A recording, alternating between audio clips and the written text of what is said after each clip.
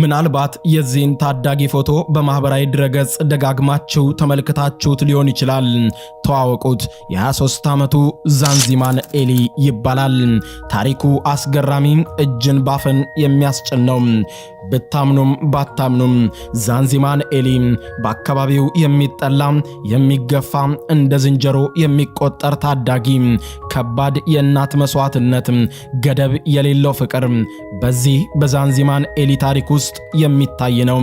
ከዚህም ባለፈ መልኩ ዘጋቢ ፊልሙ ተሰርቶ ለዓለም ከወጣ በኋላ ለማመን የሚከብድ ነገር ነበር በዚህ ልጅ ላይ የተከሰተው። ዛሬ ዘጋቢ ፊልሙን ማን እንዳዘጋጀው የዚህ ታዳጊ አስገራሚ ታሪክም ምን እንደሆነና ዘጋቢ ፊልሙ ለዓለም ከተለቀቀ በኋላ የመጣው ለማመን የሚከብድ ነገር ምን እንደሆነ በዝርዝር አስደምጣችኋለሁ። አብራችሁኝ ከቆያችሁ ይህንን አስገራሚ ፕሮግራም ታደምጣላችሁ።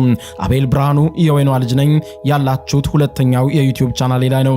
ሰብስክራይብ በማድረግ የደወል ምልክቷን በመጫን በየዕለቱ አስገራሚና አስደናቂ ቪዲዮዎችን እንድታገኙ ጋበዝኩ። ወደ ዛሬው ቪዲዮ አለፍኩኝ። አብረን እንከታተለው።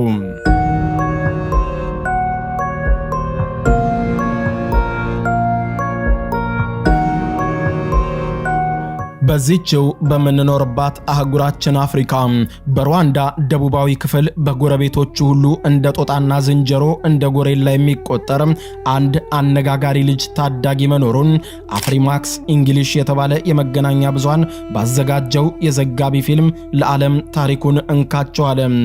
ይህንን ልጅ ለመጀመሪያ ጊዜ ለዓለም ያስተዋወቁት እነዚህ የፊልም ባለሙያዎች ልጁ ሮጦ እያመለጠ እንዳስቸገራቸውና እናቱ አሳምናው ቀረጻ ዝግጁ እስክታደርገው ከ3 ሰዓታት በላይ እንደፈጀባቸው ዘጋቢ ፊልሙ ላይ ገልጸዋል። የጫካው ልጅ መጣ ዝንጀሮው። እነዚህ የአካባቢው ልጆች የሰጡት ስያሜ ሲሆን ለየት ባለ ተፈጥሮ እንደ አሻንጉሊት ይመለከቱት ይመስል ተከትለውት ይሮጣሉ። እርሱ ግን የሰው ልጆችን ስለሚፈራ በፈጣኑ ሩጫው ሮጦ ጫካው ውስጥ በመግባት ከዓይናቸው ይሰወራል። የዛንዚማን ኤሊ እናት ከእርሱ በፊት 5 ልጆችን ወልዳ በተከታታይ እንደሞቱባት ለመገናኛ ብዙሃኑ ተናግራ ከዚያም ለአምላኳ በርከክ ብላ ከአባታቸው ጋር በመሆን አንድ የሚያድግ ልጅ እንዲሰጣቸው ልጁ ምንም ቢሆን እንደሚቀበሉ እንደተማጸኑ ትናገራለች። እንደለመኑትም እንደ አውሮፓውያኑ አቆጣጠር በ1999 ይህንን የተለየ ወንድ ልጅ አገኘች። ይህንን የልመናቸውን ምላሽ ልጃቸውን አግኝተው ብዙም ሳይቆዩ ነበር የአባቱ ሕይወት ያለፈው። ከዚያማ ይህንን ታዳጊ ልጅ የማሳደጉን ቀንበር መከረኛዋ እናት ላይ ወደቀ። ይህ ልጅ በቀጥታ ከለመነችው አምላኳ እንደተላከላት ስጦታ አድርጋ የምትቆጥረው እናት ልጇን ከምንም ማስበልጣ እንደምትወደው ለመገናኛ ብዙሃኑ ጋዜጠኞች ትናገራለች።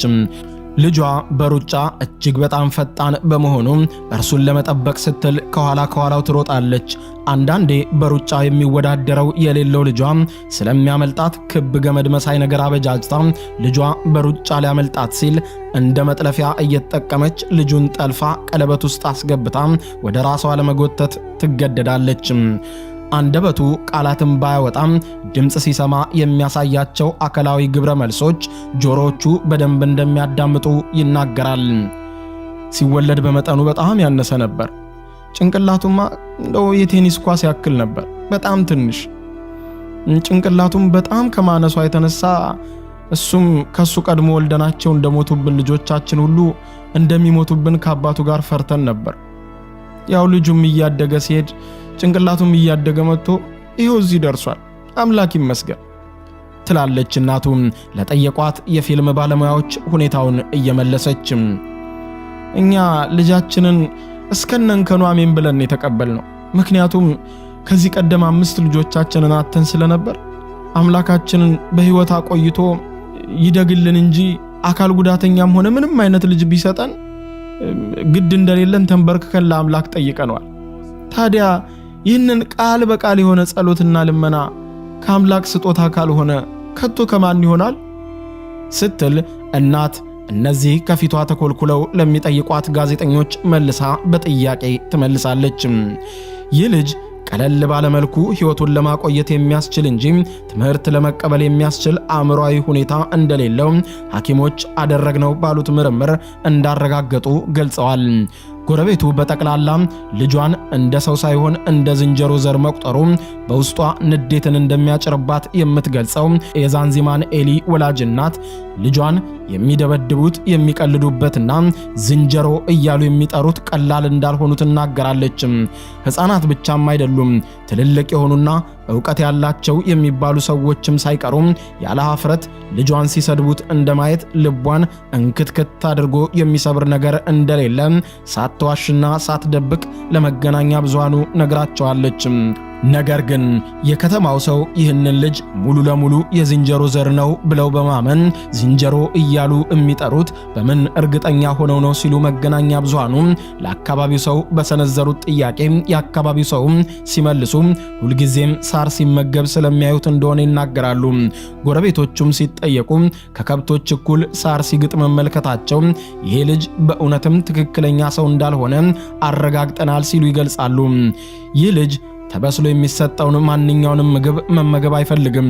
የምግብ ምርጫው ወደ ሙዝና ትኩስ ፍራፍሬዎችና ቅጠላ ቅጠል ያዘነበለ ነው። ምንም መከወን አይችልም። የሚችለው ብቸኛ ነገር መሮጥ ብቻ ነው። ከኋላው በሩጫ የምትከተለው የሩጫ አጋሩ እናቱም በሳምንት ቢያንስ ከ230 ኪሎ ሜትር ጭጭ አድርገው እንደሚሮጡ ትናገራለች። ምንጊዜም በየትኛውም አስቸጋሪ ሁኔታ ውስጥ ጸንተው የሚቆሙ እናቶችም። ይህንን የመሰለ አስገራሚ ታሪክ ያጨቀ ዘጋቢ ፊልም በአየር ላይ ሲለቀቅም ዛንዚማን ኤሊ የሰዎች መነጋገሪያ ለመሆን ቻለ። ዓለም አቀፍ የዜና አውታሮች ሁሉ የፊት ለፊት ገጽ ርዕስ አደረጉት። ታዲያ ይህ ዘጋቢ ፊልም ከተለቀቀ በኋላ አነጋጋሪ ክስተት ተፈጠረ።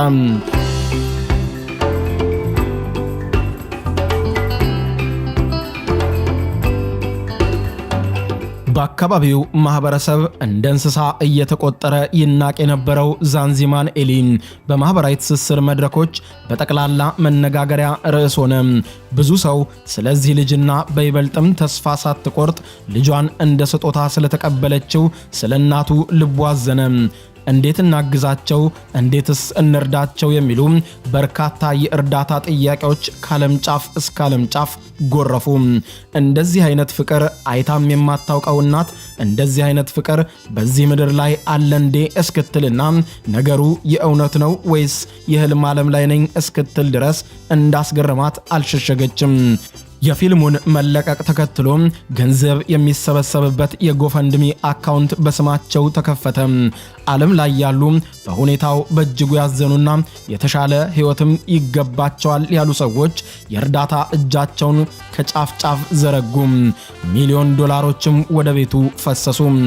በዚህም ለትምህርት የሚሆን ጭንቅላት የለውም አረጋግጠናል ተብሎ በሐኪሞች እንዳይማር የተከለከለው ዛንዚማን ኤሊ እሱን መሰል የአካል ጉዳት ያለባቸው ልጆች የሚማሩበት ኡቡምዌ የኮሚኒቲ ሴንተር ውስጥ ተመዘገበ።